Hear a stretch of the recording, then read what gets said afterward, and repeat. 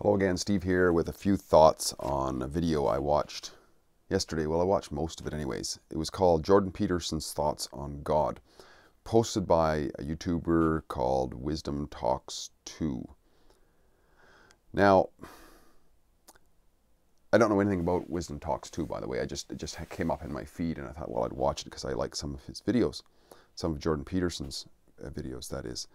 Now, what I saw here was a debate between an atheist guy from Texas and Jordan Peterson, and there was definitely a clash, as there often is whenever there's not necessarily an unfriendly clash, but a clash of ideas, I would say, between this guy from Texas and Jordan Peterson, because a lot of the atheistic perspectives that I've noticed, and I think Peterson points this out too, is they're atheist towards this fundamentalist view of Christianity. They're not necessarily atheist against some sort of a certain, Hindu god or whatever. It's not. It's an aversion to a certain. It's not even an aversion to necessarily different versions of Christianity. It's a certain. It's like this counter narrative to the validity of what's being said in the Bible, shall we say. Whereas Peterson takes a very different perspective. And I would say that, to me, Peterson takes what appears to be, at least from my experience, a theological Catholic approach to Christianity. And what I'm going to say here is, from my experience of talking to people and so on, Catholics and mainstream Protestants, the religions anyways, they're very different religions. They're often confounded as Christians. They both say that they're Christians, just like the Mormons say they're Christians, but nobody's going to deny that Mormonism isn't a very different version of Christianity, right? And we also say, a lot of times we'll say this, we use this term Judeo-Christian. But to me that doesn't make any sense, because Judaism and Christianity are so separated in terms of the worldview. I would say that we could almost use the term Judeo-Islamicism would be more accurate, because Islam and Judaism share a lot more in terms of, they're more exclusionary type of religions, whereas especially the Catholic version of Christianity is very universal. In fact, as far as I remember, the word Catholic actually means universal. It's meant to be universal. You don't have to be part of the club to join the party kind of thing, to come to the church picnic, right? But yeah, so that's kind of confounding to me. Now, how people conflate these two. Now, relating it back to why this is particularly interesting to me, as I said before, my dad was kind of, I would call him a fundamentalist Catholic,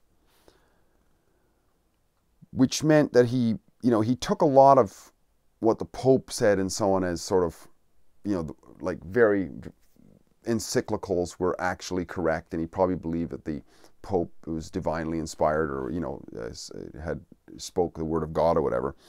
But really, when it got down to it, he was Catholic in the nature that he was somebody who preferred to talk about morals and decency and how we ought to behave in the world, rather than whether the Bible was true or even whether God was true or not. He would kind of sidestep those kind of questions. And this is, I noticed this with Peterson, when people ask him, he sidesteps it with more of an analysis. Like, for example, as I mentioned before, in reading this book, which I haven't read in a while, but I read it a couple of years ago, this, Luigi Gosani, The Religious Sense. It's a very Catholic approach to religion, and it's not. Or if you want to read another one, I have a couple of them here. I forget what his name is called. He was head of the Carmelites, which is a religious order. He was head of the Carmelites in Canada, and he was a Catholic priest. But he states right in his book that he's a trained yogi and a Hindu. It's only possible in Catholicism version of Catholic. I mean, you'd never find a Bible-thumping Baptist in the southern states claiming to also be a Hindu. It wouldn't make any sense whatsoever. But Catholics can kind of be this way, and Jews to some extent are that way. Like, for example, I was having this discussion with one guy a while back, and he mentioned that he was talking about this atheist Jew. And I said, hang on a second here. This doesn't make any sense to me. Isn't Judaism a religion? Don't they have like the Torah and they believe in God and so on? Well, if that's true, how can you have an atheist as a Jew? You know? And it was, oh, because Jew is a race and it's a culture and they have their own cooking and all this sort of stuff. And it's, you can be an atheist apparently and be a Jew.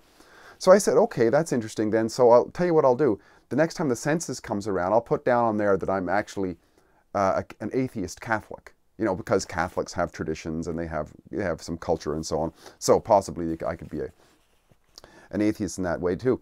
And so some people you'll see that, you know, accuse or say that Peterson is an agnostic and he's a this and he's a that, because he never really gets to the point.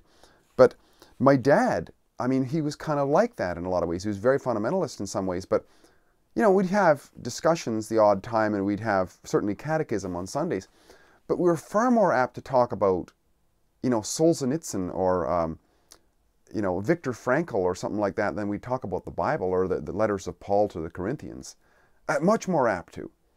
Because that was his Catholic way. It was more of an approach to the practicality of it or something. And very deep. I mean, I'm not saying that all Catholics are like that, but he was that way, and other members of my family, senior members of my family who are more into that, and I never understood that for the longest time, because like as Peterson said, I was reading something that he said not long ago. He said that, what did he say here? He was talking about how science is a description or an observation of what is, whereas religiosity or mythology, I think is the term he used, which is what religiosity often is a description of how we can act within what is to create what ought to be, based on what we perceive to be, that we ought to do, right?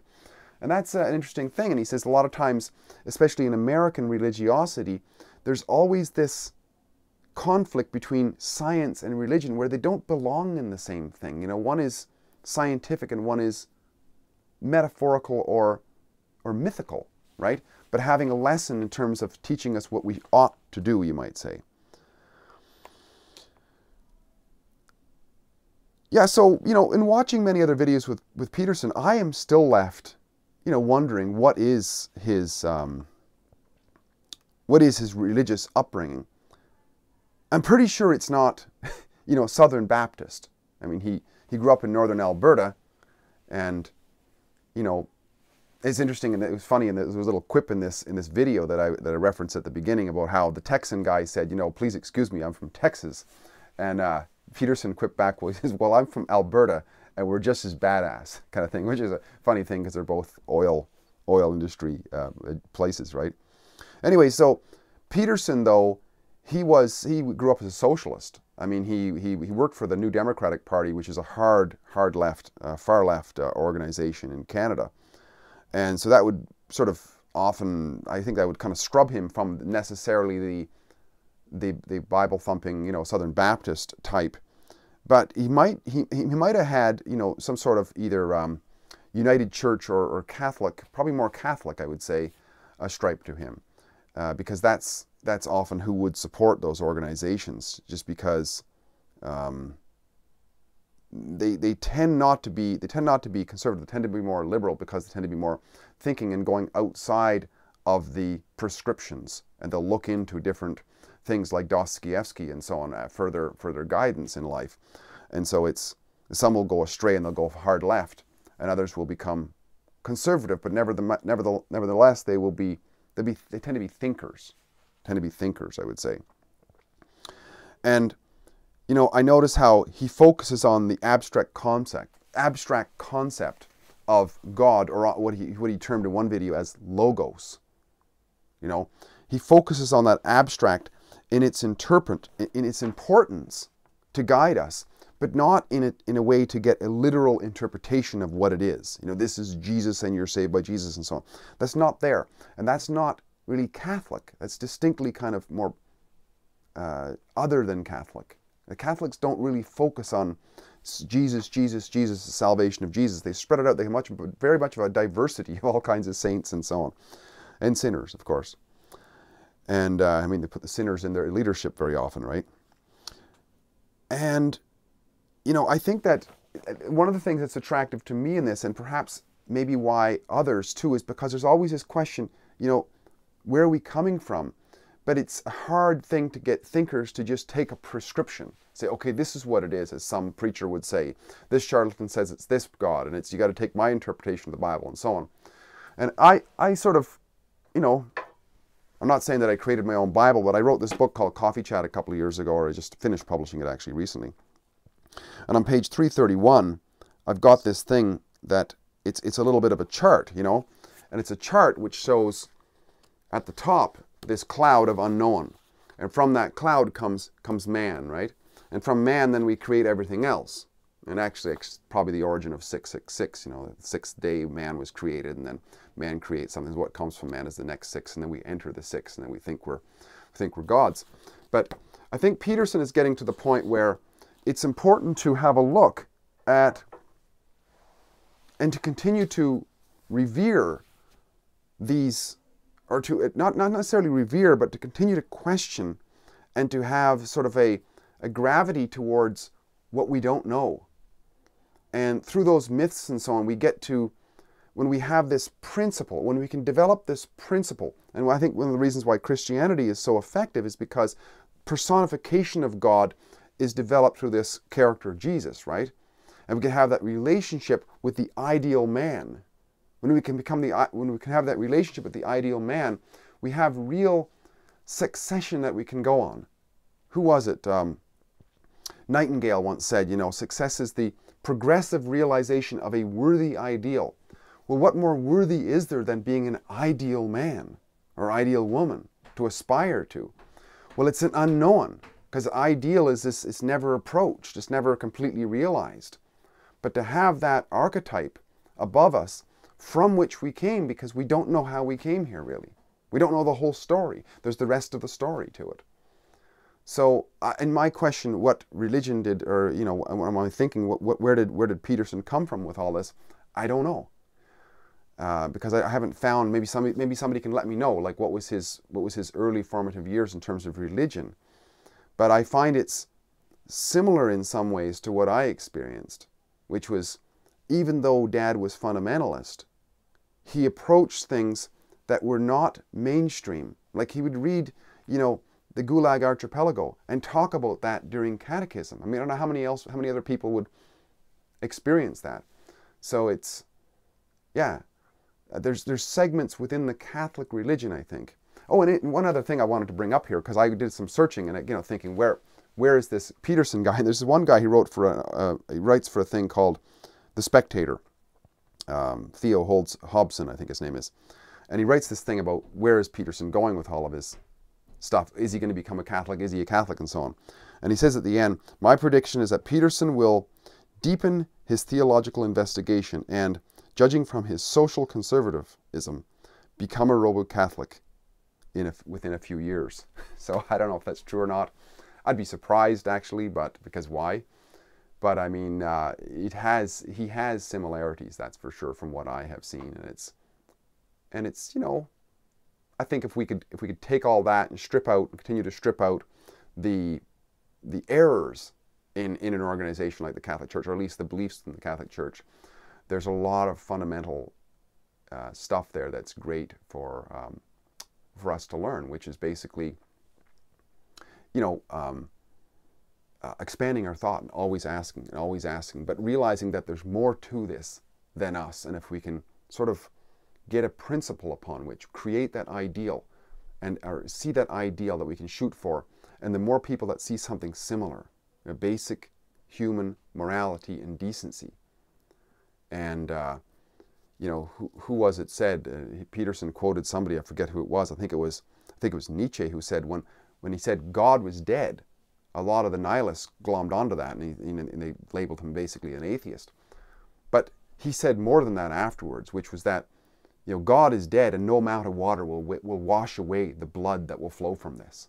You know, so it's very important. It's almost like we as a society, we as civilization have evolved with this concept of God, this logos. And if we just rip that out, it's like we ripped a major organ out of that.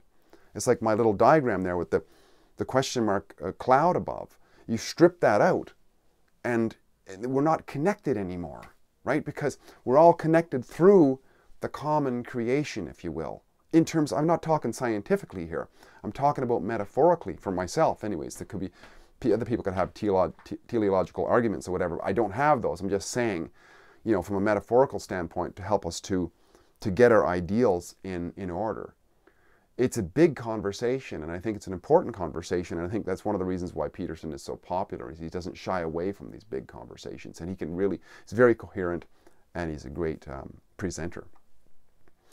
Steve here again, great chatting, nice talking again. If you like what I'm doing, please like, subscribe, and share, and please comment in the box below. Bye for now.